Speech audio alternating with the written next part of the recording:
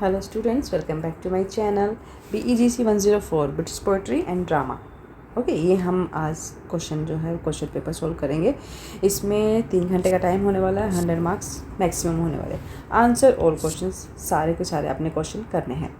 Okay तो अब सबसे पहले हम देख लेते हैं मैं जो क्वेश्चंस करवाने वाली हूँ वो इस क्वेश्चन पेपर में से काफ़ी सारे क्वेश्चन रिपीट होते हैं, ठीक है, हुए भी हैं और जो कुछ इसमें ऐसे भी होंगे जिनके चांसेस थोड़े बहुत कम हो सकते हैं, बट हम करेंगे सारे। ओके सो दैट कि कहीं से भी क्वेश्चन आएगा ना तो आप आराम से उसका आंसर दे पाओगे। सेक्शन ए है, इसमें से आपको जो पहला क्वेश्चन आएगा ना वो इस तरह से होगा जिसमें है short note on any 2 of the following. Section A में से ना 4 पार्ट्स होंगे, ठीक है, इसमें से कोई 2 आपको करने हैं। और सबसे बड़ी बात ये कि 10 नंबर का क्वेश्चन है, छोटा मोटा क्वेश्चन नहीं है। ओके सो अब करना कैसे है, शॉर्ट नोट्स करने हैं। एक तो शॉर्ट नोट्स तो चलो बात हो गई, कंप्लीट हो गई। अब इसमें से आपको करना है कि एक तो होता है रेफरेंस टू कॉन्टेक्स्ट, वो ये नहीं है, ये आपको शॉर्ट नोट लिखना है, इसके बारे में बताना है। चौसर्स ह्यूमैनिज़्म क्या था, ठीक है, कोटले लव सोनेट के बारे में आपको बताना है। लेडी मैकबेथ ये तो सबको आता ही होगा, बड़ा इंटरेस्टिंग कैरेक्टर रहा है। और good angel and evil angel in Doctor Faustus, ठीक है। सो इसमें से हम सबसे पहले करने वाले हैं लेडी मैकबेथ के बारे में। मैं करवा देती हूँ और किस तरह से लिखना है वो बात करेंगे हम। तो जब हम इसका आंसर लिखेंगे आप तो इनके बारे में आपको 4-5 चीज़ें बतानी है, जिसमें lady Macbeth is one of the Shakespeare's most complex and ruthless character है वो, ठीक है। As Macbeth's wife she orchestrates king Duncan's murder का बताना है। और she was manipulating her husband into the regicide while she initially shows no remorse or she is ultimately consumed by guilt। Guilt कब आता है, जो हमने पिछली वीडियो में बात की थी स्लीपनेसनेस के बारे में, जब स्लीप वॉकिंग करती है तो उसमें एक रीज़न ये भी था गिल्ट के बारे में, ठीक है। और ड्रीवन टू इनसैनिटी और dies by suicide off stage, ठीक है। ये तो थोड़ा सा इसके बारे में बता दे सकते हैं कि मैकबेथ की वाइफ के रूप में वो जैसे जो किंग डंकन है उनकी जो मर्डर की जो एक प्लानिंग करती है और अपने जो उसका हस्बैंड है उसको किंग को मर्डर करने के लिए उकसाती है, प्रोवोक करती है, ठीक है। बाद स्टार्टिंग में तो she don't show any penitence any regret, but जब एक तरह से जब उसमें गिल्ट आने लगता है, ठीक है, जब वो गिल्ट को फील करने लगती है जितने भी उसने चीज़ें गलत चीज़ें की हुई होती है अपनी लाइफ में, तो वो एक तरह से पागलपन और लास्ट में सुसाइड कर लेती है वो। तो उसका जो गिल्ट था या जो भी चीज़ें उसने करी थी उसका अंत इस तरह से होता है कि सुसाइड कर लेती है वो, ठीक है। फिर इसमें इनके बारे में आप एक पॉइंट अगर पॉइंट वाइज लिखोगे तो जैसे the instigator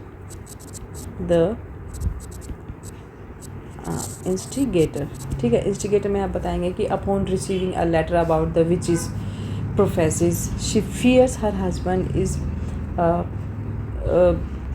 too honorable to seize the throne, or she calls on dark spirit to unsex her and strip away her traditional feminine compassion so she can commit bloody acts, or she relentlessly questions Macbeth's masculinity to force him into action।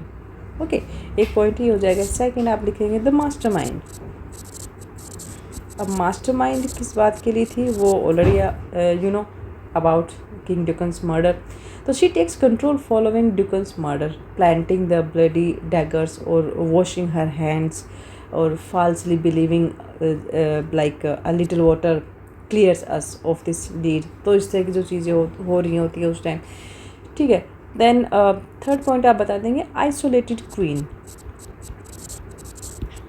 Isolated queen क्यों थी वो, कि after मैकबेथ्स crowned, जब Macbeth को crown पहना दिया जाता है या उसको क्वीन डिक्लेयर कर देते हैं, तो she begins to fade from his plans though she tries to keep his paranoia in check.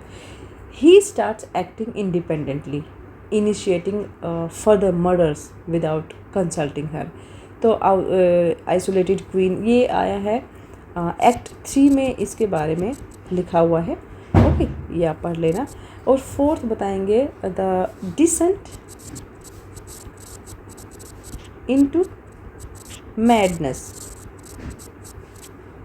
Okay, तो consumed by survivor's guilt she experience severe psychological deterioration. कैसे? जो हमने बात की थी ना गिल्ट के बारे में, आइसोलेशन के बारे में, और फिर वो मैडनेस की तरफ चली जाती है, वही सारी चीज़ें इसमें बेसिकली लिखनी है। तो she sleepwalks continuously desperately rubbing her hands to scrub away imaginary, कि वो ऐसे इमेजिन करती रहती है जैसे अपने हाथों को रगड़ रही है, वो जो ब्लड के स्टेन्स है उनको हटाने की कोशिश कर रही है, धोने की कोशिश कर रही है। तो ये एक तरह से ना एक वो पागलपन की तरफ जा रही होती है वो। तो इनडेलिएबल ब्लड स्टेन्स, और she ultimately takes her own life before the play concludes. मतलब प्ले ख़त्म होने से पहले वो अपनी लाइफ ख़त्म कर लेती है, सुसाइड कर लेती है वो। ओके, तो ये था मैकबेथ के बारे में आपको बता देना है। ओके, देन हम बात करेंगे बी के बारे में, द कोर्टले लव सोनेट। ये सोनेट से भी हमेशा कुछ ना कुछ तो पूछ ही लेते हैं वो, बड़ा क्वेश्चन छोटा क्वेश्चन कुछ भी वो आ जाएगा क्वेश्चन पेपर में। ठीक है, तो ये देख लेते हैं इसके बारे में। तो आंसर में बताएंगे आप कि the sonnet and the tradition of courtly love. ठीक है, sonnet of courtly love are deeply intertwined in western literature, कि वेस्टर्न लिटरेचर में दोनों का जो है इंटरविन है, और having evolved together starting from the 12th century. 12th century से ही ये दोनों चीज़ें जो हैं आपस में, मतलब लिटरेचर में इनका यूज होने लगा था, और आप ये भी बता सकते हैं कि इनका विकास हुआ था। ओके, देन जो कोर्टले लव हैं, that was introduced the concept of idealised and often unattainable devotion, while the sonnet, ये तो हो गई इनके बारे में, कोर्टले लव के बारे में। अब सोनेट की बात कर लेते हैं। The sonnet provided the structure verses from perfectly suited for expressing this intense romantic longing. Okay, और ये यूजुअली 14 लाइन्स के लिए यूज़ होता था, मतलब 14 लाइन्स इसको बोला जाता है।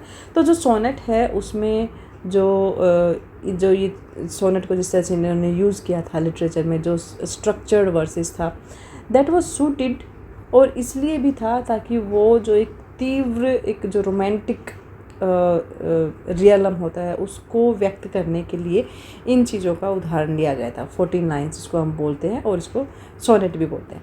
ओके, अब बात करते हैं कि जो की कैरेक्टरिस्टिक्स थे द कोर्टले लव इन सोनेट के बारे में, तो वो मैं एक एक करके लिख देती हूँ। Idealization of the beloved, the woman is elevated to a flawless almost divine status. मतलब यहाँ पर स्त्री को जो है ना, जो वुमन है उसको इस तरह से दिखाया गया है लाइक बिल्कुल डिवाइन, एज ए डिवाइन की तरह यहाँ पर बताया गया है। मतलब जो एक प्रेमिका का एक आदर्श चित्रण होता है ना बिलवेड का, उसको बताने के लिए उन्होंने जो वुमन को जिस तरह से यहाँ पर उनके बारे में बताया गया है कि उसमें कोई दोष नहीं है, कोई गलतियाँ नहीं है, मतलब वुमन इज़ डिवाइन। ठीक है, एलिवेटेड टू फ्लॉलेस है, डिवाइन है, ऑलमोस्ट डिवाइन स्टेटस उनका वुमन को इस तरह से प्रेजेंट किया है। Then unattainable object, the unattainable object के बारे में बताना है। तो the subject of the poem is usually out of reach and making the love unrequited for secretive. मतलब जो कविता है ना उसका जो सब्जेक्ट होता है वो आमतौर पर एक तरह से आउट ऑफ रीच होता है ना। अब जैसे अक्सर कोई एलीट क्लास की मैरिड वुमन होती है जिसमें एक तरफ़ा, या आप ये बोल सकते हैं कि जिसमें प्रेम जो है वो एक तरफ़ा या फिर गुप्त रह जाता है। ठीक है, जो चीज़ें मतलब पहुंच से बाहर होती है ना, अनअटेनेबल, नहीं मिल सकती जो। ठीक है, तो इसमें जो सब्जेक्ट है, सब्जेक्ट ऑफ द पोएम जो बताया गया है, अगर इस पूरे टाइटल को हम देखें तो इसमें subject of the poem is usually out of reach, मतलब वो पहुंच से बाहर है। जैसे often a married noble woman making the love unrequited और सीक्रेटिव। इस तरह से आप एक एग्जाम्पल लिख सकते हैं। थर्ड है सफरिंग एंड डिवोशन। इसमें सफरिंग की भी बात करी गई है, परेशानियों की, और डिवोशन की भी बारे में बताया गया। तो जो स्पीकर है he endures severe emotional pains और providing their loyalty and noble character through patience submission. मतलब कि यहाँ पर एक तो सफरिंग और डिवोशन मतलब पीड़ा और भक्ति जिस तरह से बता सकते हैं। तो जो नैरेटर है वो भावनात्मक एक पेन को सहन करता है और फिर भी पेशेंसफुली डिवोशन के थ्रू अपनी निष्ठा और अपना एक जो गुड कैरेक्टर है उसको साबित करता है। फोर्थ पॉइंट लिख देना, the blazon means poetic cataloguing. Traditionally जो कोर्टली लव सोनेट होते हैं, these are use metaphors comparing the beloved's features to nature.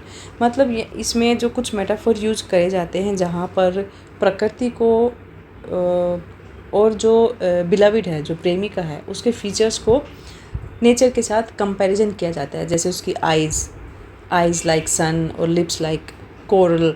तो इस तरह से यहाँ पे बताया गया है। पोएटिक कैटलॉगिंग थोड़ा सा मतलब कुछ काव्यात्मक इसमें यहाँ पर डाला गया है।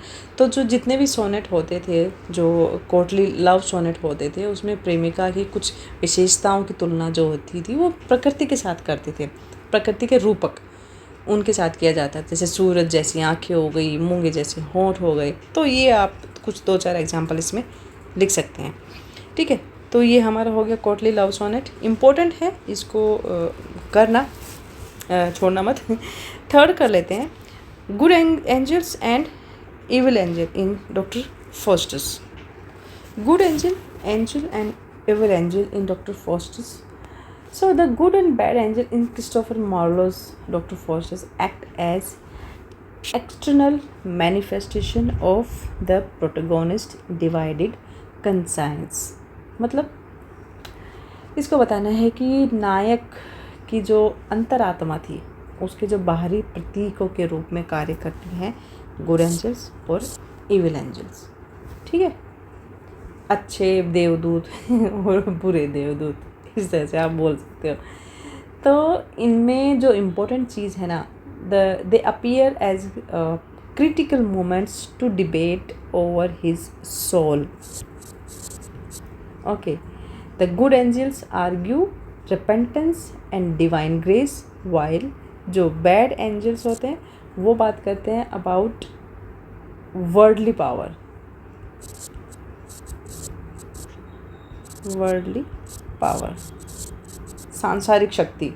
ठीक है, एम्बिशन, forbidden knowledge। ठीक है, ये एविल एंजल्स जो है वो उस पर हावी होने के लिए कोशिश करते हैं, और जो गुड एंजल्स होते हैं वो दे appear eight critical moments about argue repentance and divine grace.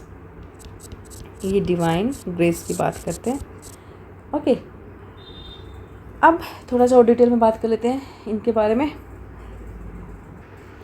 First point है गुड एंजल्स के बारे में अगर हम बात करें तो फर्स्ट है symbol of grace, repentance, God divine mercy, and the lingering remnants of Foster's Christian's faith. And voice of reason में बताएंगे कि consistently reminds Foster's that it is never too late to turn away from dark magic into seek heavenly forgiveness. मतलब voice of reason मतलब एक विवेक की आवाज़ जिसको बोलते हैं, कि अपना जहाँ पर हम अपना विवेक यूज़ करते हैं, अपनी विजडम यूज़ करते हैं।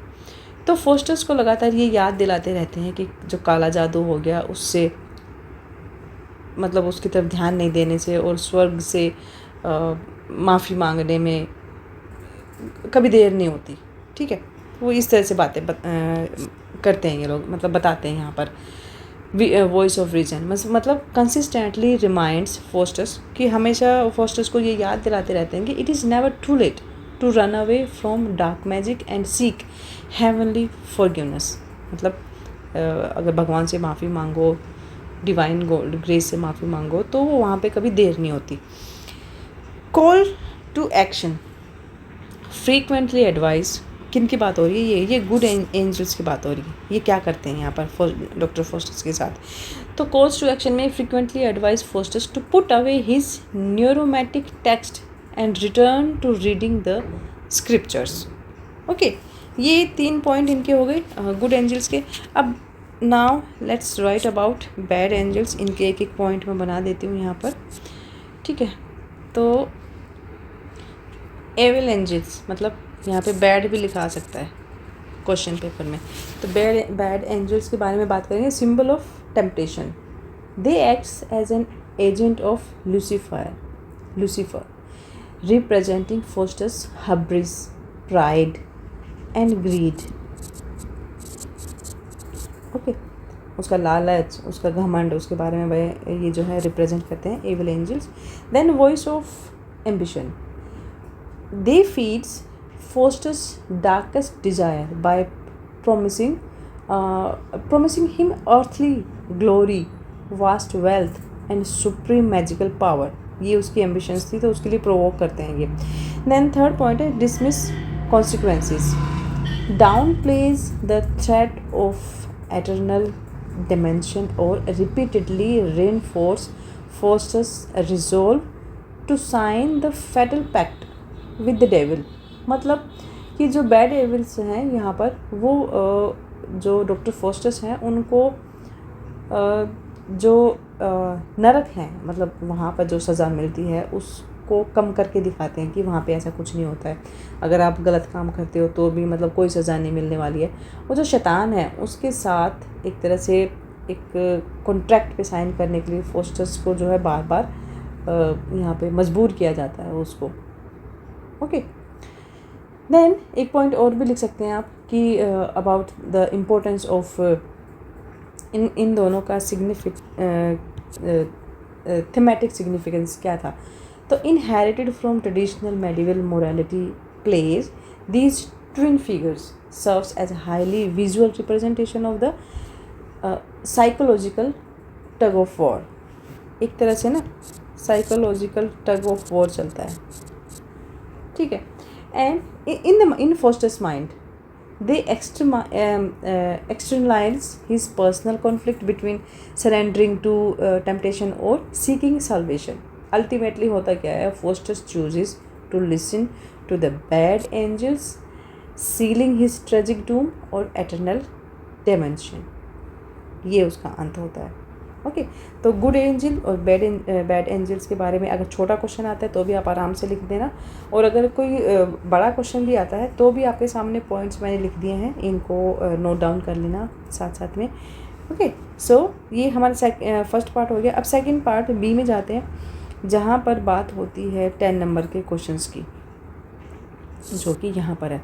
Explain with reference to context any 2 of the following. ऊपर हमने किए हैं शॉर्ट नोट्स, ठीक है। ये यहाँ पे आ गए रेफरेंस टू द कॉन्टेक्स्ट, यहाँ पे हमने करना है। ओके, अब 10 मार्क्स का अगर मार्क्स पूछे जा रहे हैं तो आपको कम से कम 150 से 200 वर्ड्स में ये आंसर अपना लिखना होगा। मिनिमम आपको 150 होने चाहिए।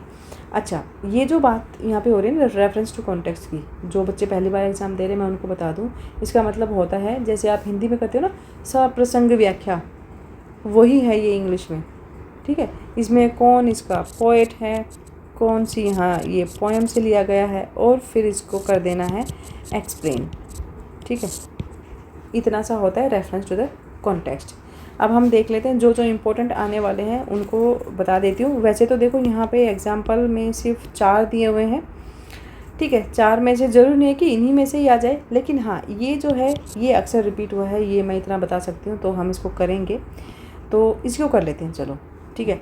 सो ये कई बार रिपीट हुआ है, हर साल ये आ ही जाता है, रेफरेंस टू कॉन्टेक्स्ट में ही आता है ये, ठीक है। तो the सेज्ड writers warm shade tree right, so white strength higher house pond, this knows they'd been to wives pond। ये क्या है, क्या मतलब है, कहाँ से लिया है, वो अब देख लेते हैं। तो इसके बारे में आपको बताना है कि these lines are the part of Allison's एलिसन्स की जो पोएम है द वाइफ ऑफ बाथ, ठीक है। And this lines are the argument about the dynamic between husband and wifes. Okay, ये हस्बैंड एंड वाइफ के बीच में एक आर्ग्यूमेंट है जिसके बारे में यहाँ पर बात की जा रही है। तो इस पूरे कंटेक्स्ट का मीनिंग ये है कि in this section the wife of Bath is actually quoting her husband back to them and she is mocking that the misogynistic proverb and wisdom that men of the Middle Ages used to describe women as destructive और parasitic, ठीक है। ये इस तरह से जो men है वो they think about women that women are destructive और parasitic. By repeating these insults, she highlights the absurdity of her husband's complaints and asserts her own dominance in the relationship, ठीक है। सो इतना सा इसमें बताना है कि ये एक हस्बैंड वाइफ के बीच का एक आर्ग्यूमेंट है जिसकी यहाँ पर बात हो रही है। इसमें जो वाइफ ऑफ बात है वो अपने पतियों के मतलब जो वो शब्द हैं उनको दोहरा रही है यहाँ पर, और वहाँ पर बताया गया कि जो मिडिल एज के जो मिडिल एरा जो था, मिडिल एज का जो एरा था उसमें महिलाओं को डिस्ट्रक्टिव और एक पैरासाइट बताने के लिए इस्तेमाल करने के लिए जो है ना कुछ कहावतें यूज़ की जाती थी जिसमें एक ज्ञान विजडम को भी उपहास देकर, मतलब एक जो मजाक के रूप में विजडम को यूज़ करते हैं ना, कि जैसे हम किसी को बेवकूफ़ बताना चाहें तो उसको बेवकूफ़ ना बोल के हम बोलते हैं यार तुम बड़ा होशियार है यार, बड़ा विजडम है, मतलब बहुत नॉलेज देखो, तो हम कहीं ना उसका मजाक उड़ा रहे होते हैं। तो इन्हीं जो इंसल्टिंग वर्ड्स है इनको दोहरा कर बार बार बोलकर वो अपने हस्बैंड्स की शिकायतों को एक तरह से बेसलेस बनाकर उसको उजागर करती है और रिश्ते में एक तरह से अपना डोमिनेंस स्थापित करने की कोशिश कर रही है वो इस इन लाइंस में। ओके, तो इस तरह से आप बता देना। देन सेकंड कर लेते हैं। या stay you imperfect speakers tell me more by Sinel's death. I know I am thane of Glamis but how of Cawdor the thane of Cawdor lives. तो ये जो लाइंस ली गई हैं ये दीज आर द हाईलाइटेड जो lines है these are spoken by Macbeth. ये मैकबेथ के द्वारा बोली गई हैं इन एक्ट 1 और सीन 3 में। ये सारी जो है पूरा पैराग्राफ आता है and the writer was William Shakespeare, ठीक है। अब इसका मीनिंग ये है कि मैकबेथ जो है, Macbeth has just encountered the 3 witches on the heat and they have greeted him with 3 titles like Thane of Claims, Thane of Cawdor और King Hereafter। तो यहाँ पर जो 3 विचेस के बारे में बात तो खैर हो ही रही है, तो उसके साथ साथ अगर हम एनालाइज करें अबाउट दीज लाइंस तो आप बताएंगे कि stay you imperfect speakers tell me more. यहाँ पर जो मैकबेथ है, Macbeth is fascinated and confused. He calls them imperfect because their messages are cryptic, ठीक है, cryptic है, unfinished है and leave him with more questions than answers। मतलब जवाबों के अलावा ज़्यादा सवाल के साथ उसको अकेला खड़ा हुआ महसूस कर देते हैं। Then by Sinel's death I know I am Thane of Glamis। यहाँ पे साइनल जो है, साइनल वॉज मैकबेथ्स फादर, ठीक है, he was the father, Macbeth's father. He acknowledge his legitimate claim to his current title की यहाँ पर बात हो रही है। But how of the Cawdor the thane of Cawdor lives. At this moment Macbeth is unaware, मतलब यहाँ पर ना मैकबेथ को कुछ पता नहीं है। Then he was unaware that the current Thane of Cawdor has been condemned for treason and that King Duncan, जो यहाँ पर King Duncan है, he has already decided to give the title to Macbeth। Okay, तो यहाँ पर थोड़ा सा बस इतना ही बताने की कोशिश, यही इतना ही करना है आपने। राइटर का नाम बता देना है, बुक का नाम बता देना है, किस संदर्भ में बात हो रही है वो बता देना है और उसका मीनिंग बता देना है। तो मैंने कोशिश करी है लाइन वाइज आपको ये हर लाइन का मीनिंग बताकर उसको थोड़ा सा एक्सप्लेन करने की। ओके, तो अब हम चल पड़े हैं, आ गए हैं सेक्शन सी में, इसकी बात कर लेते हैं। सेक्शन सी भी होगा यहाँ पर, जिसमें आपको 20 नंबर का क्वेश्चन होगा और 400 वर्ड्स में आपको लिखने हैं। कोई 3 करने हैं यहाँ पर मैं कोशिश करूँगी सारे करवाने की, क्योंकि सारे ही मुझे इंपॉर्टेंट क्वेश्चन लग रहे हैं। तो यहाँ पर बात कर लेते हैं। सबसे पहले वाला ये मैकबेथ को तो मैं किसी भी हालत में इस क्वेश्चन को इग्नोर नहीं कर सकती। तो critically analyse the banquet seen in the play Macbeth. Macbeth में ना एक सीन आता है बैंकेट के बारे में, उसके बारे में आपको क्रिटिकली बताना है, आलोचनात्मक विवरण करना है बैंकेट सीन का इन प्ले मैकबेथ 400 शब्दों में। चलो करते हैं। अब मैं स्क्रीन जो है स्प्लिट करके बनाने वाली हूँ ये क्वेश्चन, क्योंकि इसके काफ़ी सारे पॉइंट्स बनेंगे, तो मैं खाली यहाँ पर लिखकर वो नहीं समझा पाऊँगी। इसके पॉइंट्स का कई सारे पॉइंट बनने वाले हैं। तो इंट्रोडक्शन में लिखेंगे कि the banquet seen in Macbeth is one of the most significant seen in the play. It marks the turning point. ठीक है, टर्निंग पॉइंट बता दिया गया है यहाँ पर। क्यों? वेयर मैकबेथ्स हिडन गिल्ट, जो मैकबेथ का हिडन गिल्ट है ना, that is begins to destroy his public image और मेंटल स्टेबिलिटी। उसका दिमागी स्टेबल और जो पब्लिक इमेज है ना, उसको ख़त्म करना शुरू कर देता है उसका hidden guilt.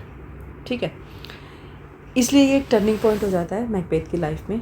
Shakespeare's skilfully combines psychological conflict, dramatic irony, symbolism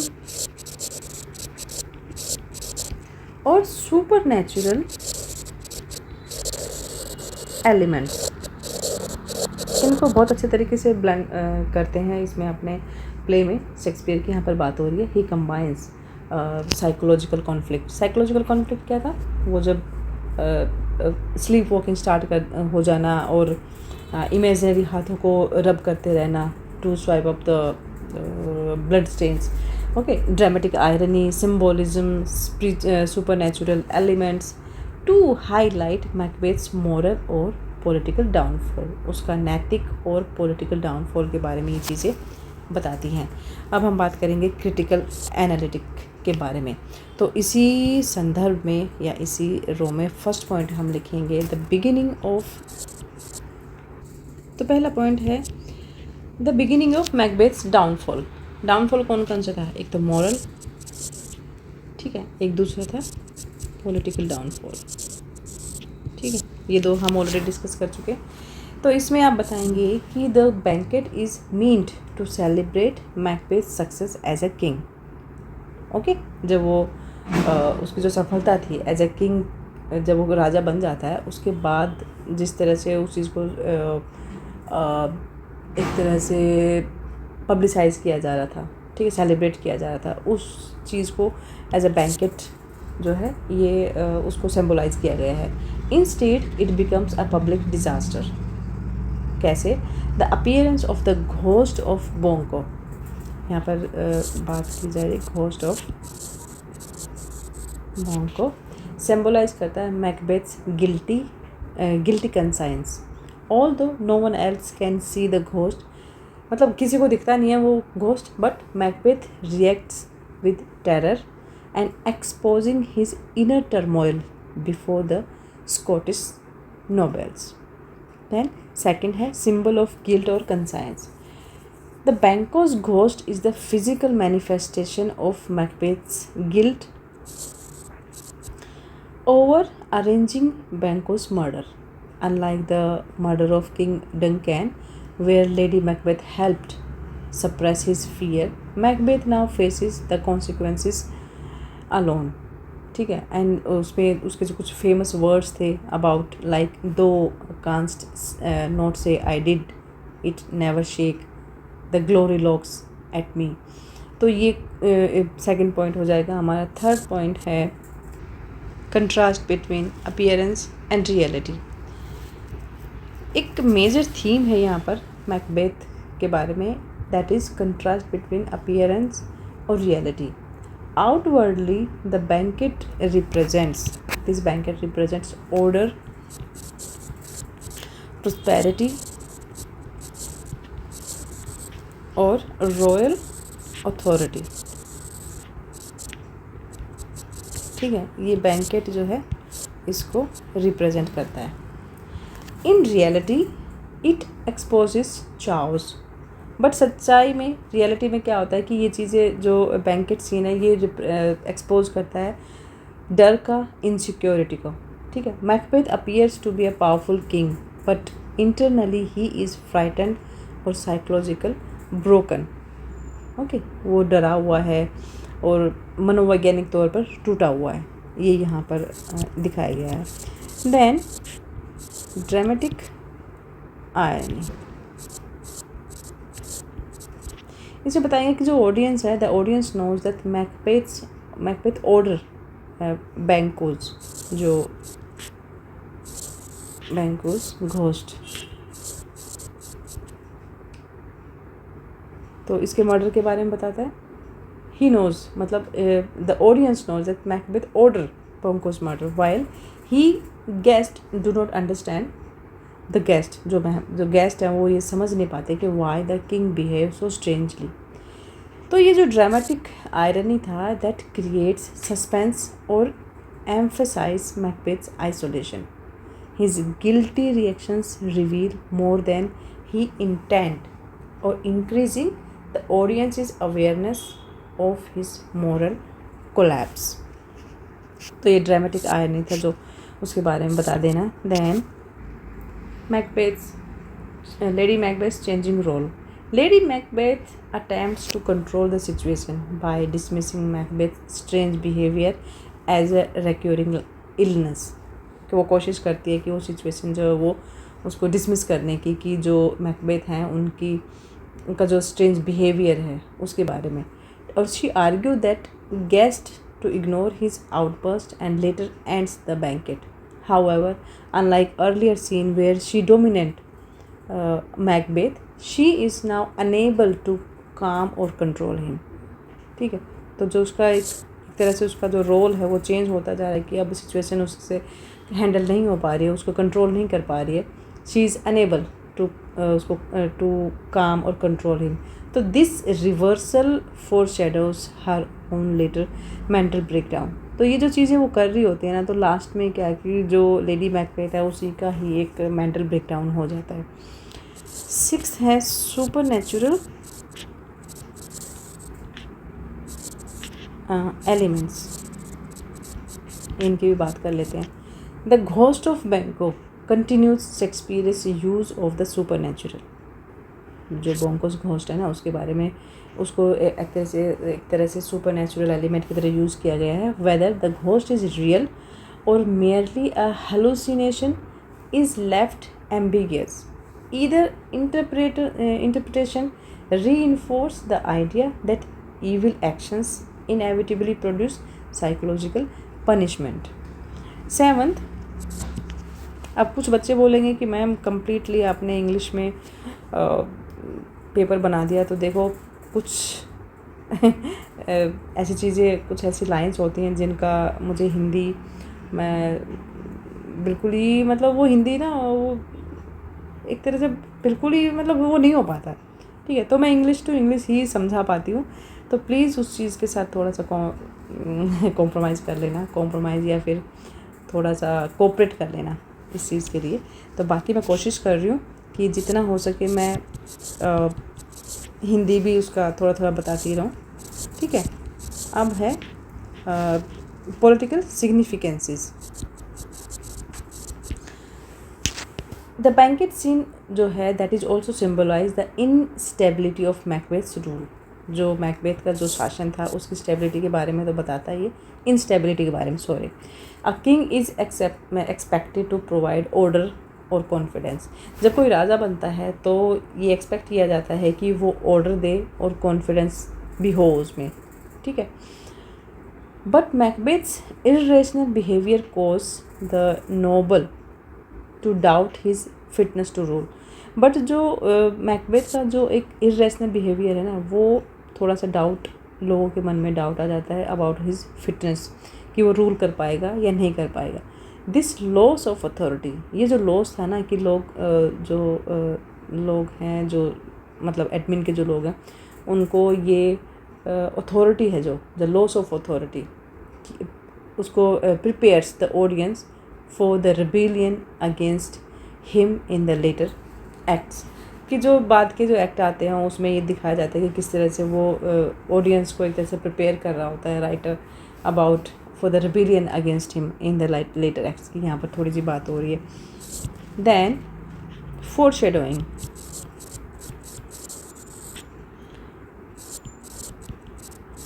फोरशैडोइंग बताएंगे। The banquet scene foreshadows Macbeth's complete destruction.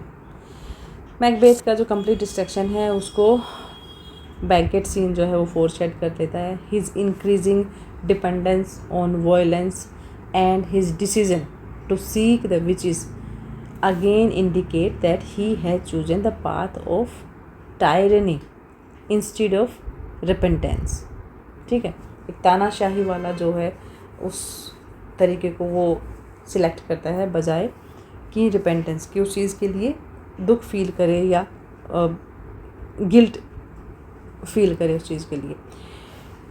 Okay, इसके बाद आप कुछ हाईलाइटेड थीम्स बता सकते हो। Guilt and remorse, appearance versus reality, ambition and its consequences, the supernatural और the madness and psychological conflict, abuse of political power, ये आप इसमें लिख सकते हैं। उसके बाद कंक्लूजन लिख देंगे।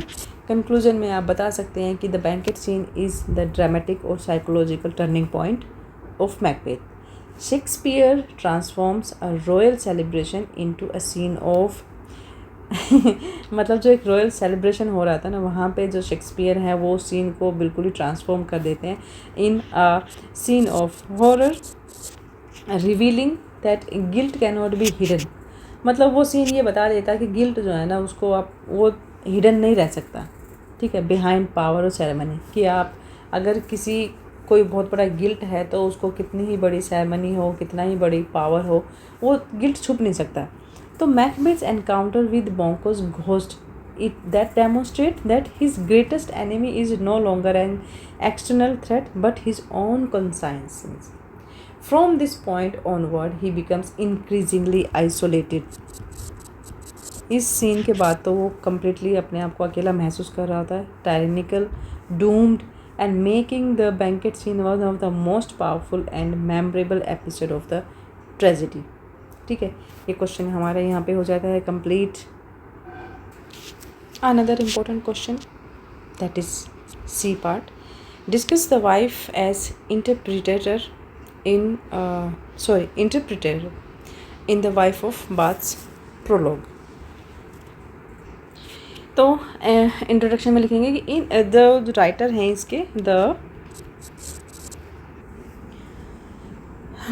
जोफ्रे चौसर इसके राइटर हैं और जो इनकी राइटिंग है द कैंटरबरी टेल्स से लिया गया है। The wife of Bath act as a brilliant और subversive interpreter who reclaims the authority of religious text from medieval clerics. So she rewrites the rule of her relationship by using her personal experience to reinterpret scriptures, ultimately positioning women as active makers of remaining rather than passive subject. मतलब यहाँ पर भी महिलाओं की बात हो रही है कि जो वाइफ ऑफ बाथ है इसमें जो वाइफ्स हैं उनको एक तरीके से बहुत ही प्रतिभाशाली और व्याख्याकार की यहाँ पर भूमिका निभाती है। जो मध्ययुगीन जो पादरी थे ना उनके जो धार्मिक ग्रंथों के जो अधिकार हैं, धार्मिक ग्रंथों में जो अधिकार लिखे हुए हैं औरतों के लिए, उनको दोबारा से वो प्राप्त करती है और अपने जो पर्सनल एक्सपीरियंस का यूज़ करके वो जितने भी रिलीजियस स्क्रिप्चर्स हैं उनको दोबारा से लिखती है और अपने रिश्तों के नियमों को जो है वो दोबारा से लिखना स्टार्ट करती है। और लास्ट में क्या होता है, महिलाओं को एक तरह से सक्रिय मतलब एक एक्टिव डायरेक्शन के रूप में स्थापित करती है, ना कि कोई कोई निष्क्रिय विषय जिसमें कोई जान नहीं है, कुछ भी नहीं है, उसकी बजाय एक सक्रिय निर्माता के रूप में वो फीमेल्स को यहाँ पर स्थापित करने की कोशिश करती है। ठीक है, अब हम बात करते हैं इसके प्रोलॉग के बारे में। एक एक पॉइंट यहाँ पर मैं लिख देती हूँ। Rejection of Buki's authority for personal experience. The wife establishes her stances from the very first lines of her prologue experience, though by prioritizing her own lived experiences of being married 5 times. She deliberately bypasses traditional male-dominated written doctrine. She frames herself as an expert, ठीक है, an authority on the vow that is in marriage, based entirely on the trials, negotiations and triumphs of her life. 3 कुछ important points लिखे हैं, उनको एक एक करके describe करने की कोशिश करती हूँ। Defending multiple marriages, church leaders frequently condemned marriage, remarriage और प्रेज्ड कैलिबेसी। तो द वाइफ जो यहाँ पर बात हो रही है, the wife counters this by interpreting the Bible literally, pointing out that God condemned humans to wax fruitful and multiply. She notably questions where God ever expressly forbade or put a limit on the number of marriages. ठीक है, तो multiple marriage को defend करती है यहाँ पे, उसके बारे में आप बता देना। सिलेक्टिव रीडिंग्स के बारे में बात कर लेंगे। She points the revered old testaments, जितने भी ओल्ड टेस्टामेंट्स थे उसके बारे में बात की जा रही है यहाँ पर। एंड लाइक अब्राहम, जैकोब और King Solomon who all had multiple wifes, noting that playful vulgarity that she wouldn't mind being refreshed whole as often as Solomon was. तो जितनी भी सिलेक्टिव रीडिंग्स हैं उनके बारे में आप बता देना। ओल्ड टेस्टामेंट्स हो गए, like old testament figures like Abraham, Jacob और किंग सोलोमन, ठीक है, जिनकी कई कई बीवियाँ थी, उनके बारे में जो सिलेक्टिव रीडिंग्स थे वो थोड़ा सा बता देंगे हम। देन चैलेंजिंग क्लैरिकल कंट्रोल की बात हो रही है यहाँ पर। She questions the interpretations made by clerics when criticize about Christ attending only one wedding at the Cana in Galilee. ठीक है, she cleverly interrupts as proof that Jesus did not explicitly condemn having more than one spouse in a lifetime. तो यहाँ पर थोड़ा सा हम Jesus Christ का भी थोड़ा सा इन्होंने यहाँ पर एग्जाम्पल लेके बताने की कोशिश की है। अब बात कर लेते हैं थोड़ा सा इंटरप्रेटर के बारे में। द फीमेल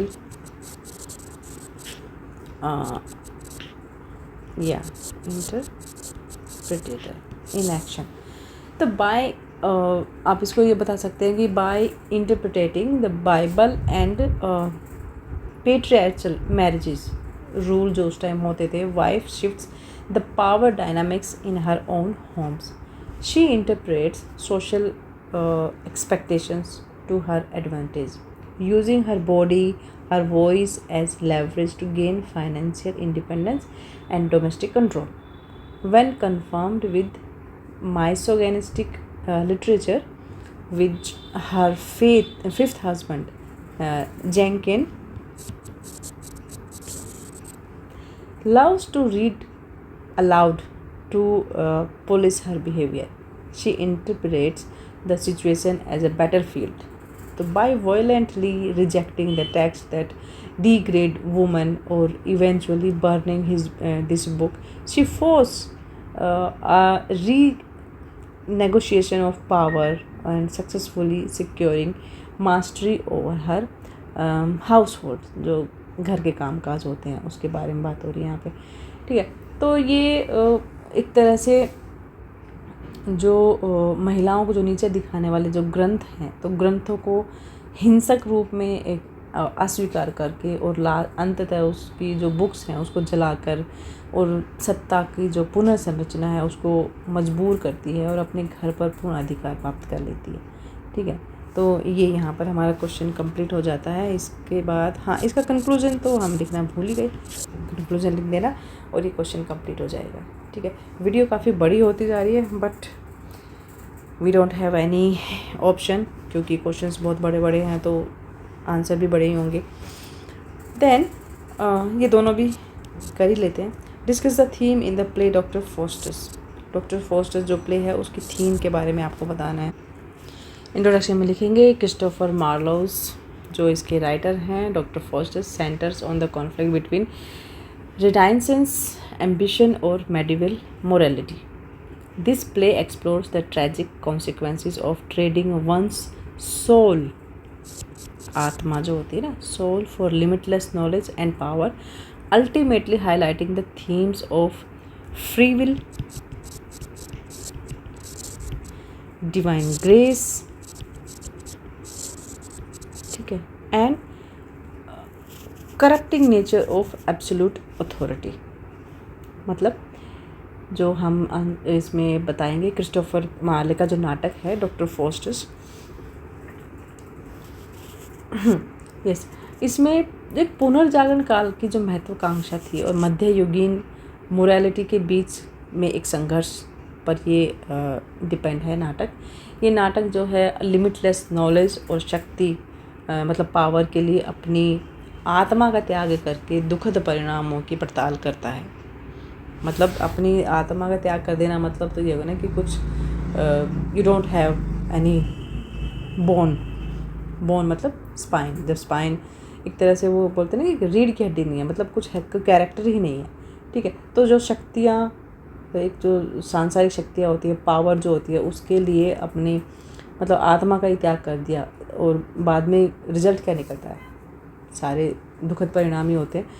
तो ये जो फॉस्टर्स हैं जो प्ले है, इसमें जो एक तो फ्री विल, डिवाइन ग्रेस और निरंकुश सत्ता को भ्रष्ट करने वाला जो स्वभाव है, ऐसे विषयों के बारे में ये उजागर करता है।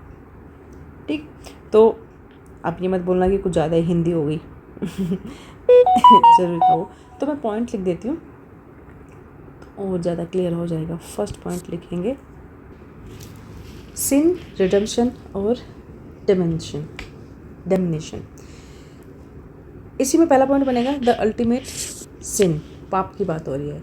Faustus consciously chooses to reject God in favour of black magic and mimicking the fall of Lucifer. ठीक है, लूसीफर भी बोलते हैं इस पर। Then the refusal to repent, मतलब रिपेंट को आप बोलेंगे कि पश्चाताप करने से मना करना। ओके, तो through out the play fosters experience करते हैं उन मोमेंट्स को that remorse but is consistently swayed by evil forces or his own hardened pride. He ultimately views his sins as unforgivable,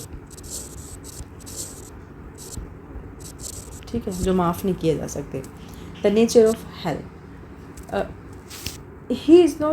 Hell is not necessarily a physical location but rather the state of being separated from the grace of God.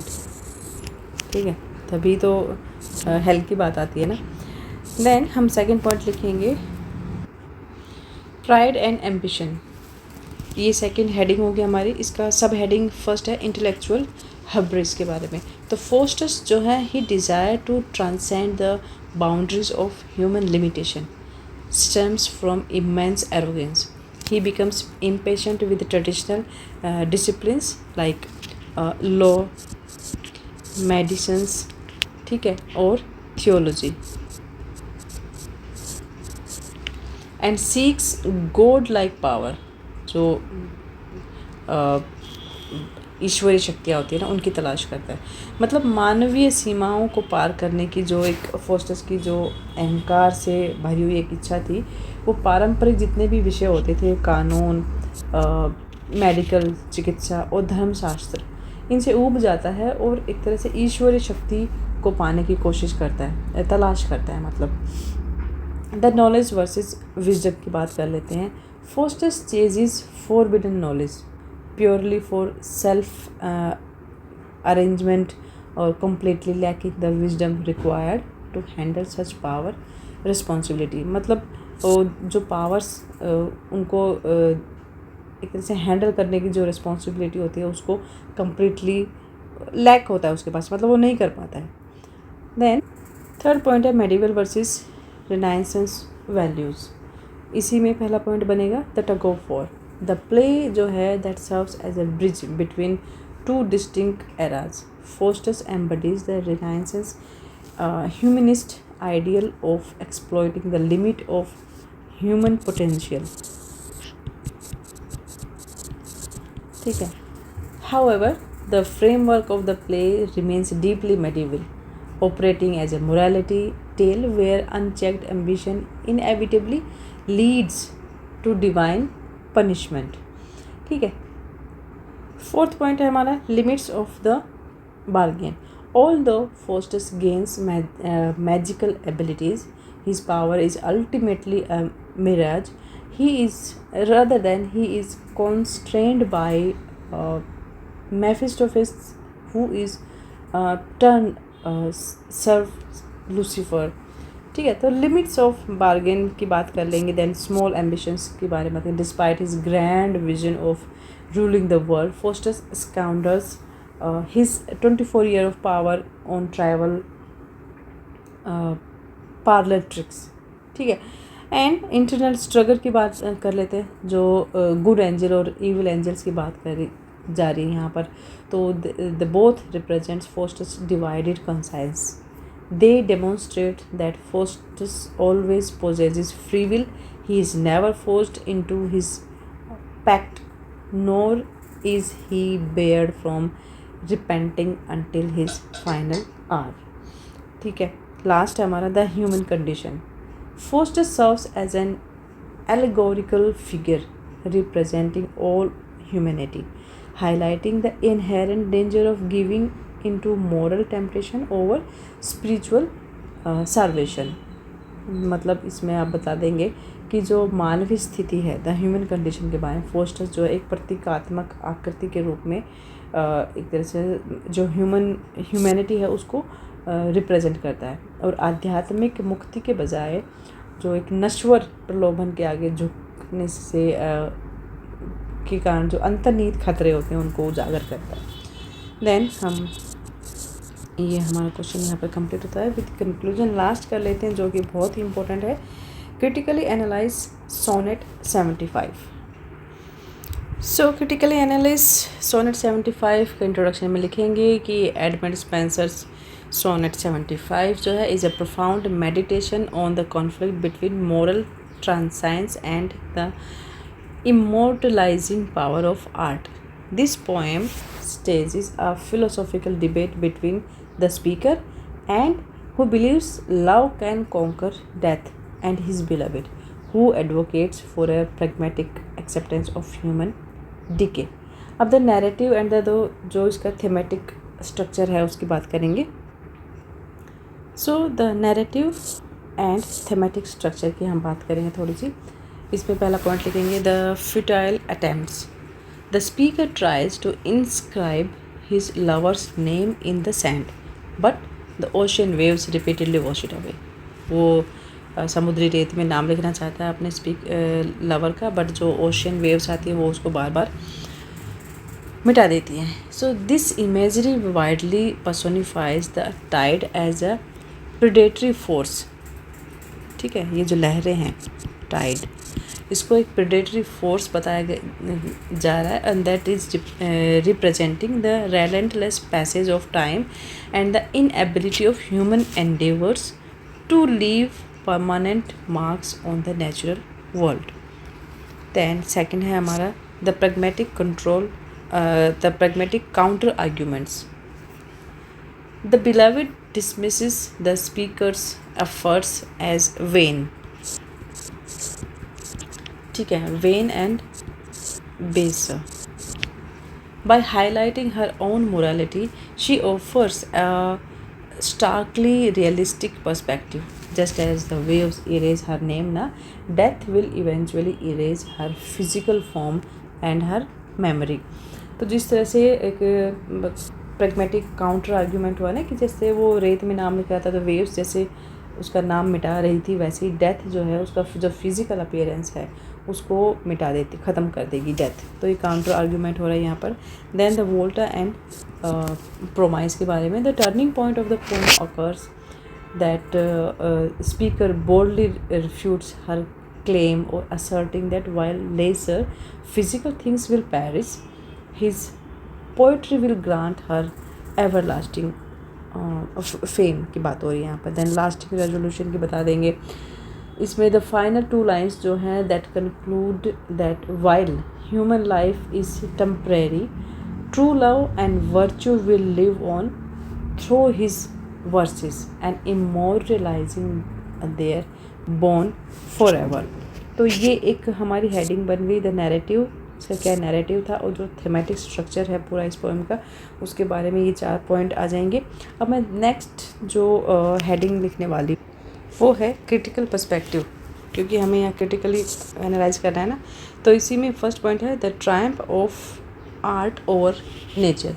तो a central critical angle अगर हम देखें इस poem का, that is like the triumph of art over nature or the concept of immortality through art.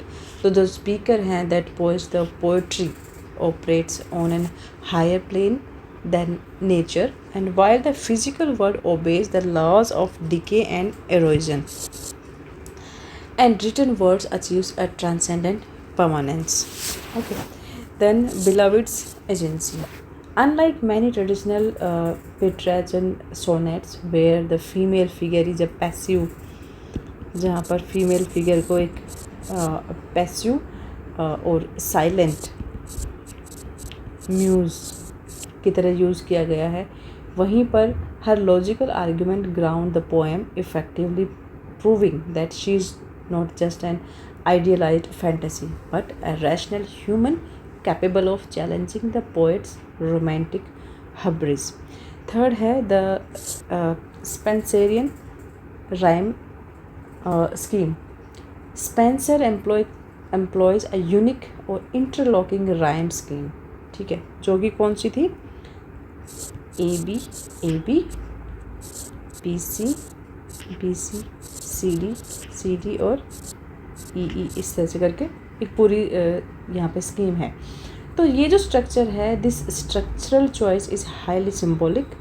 The intervening rhymes like the 3 quatrain together visually और ऑडिबली, acting as a structural metaphor for the unending, unified love shared between the speaker and his beloved.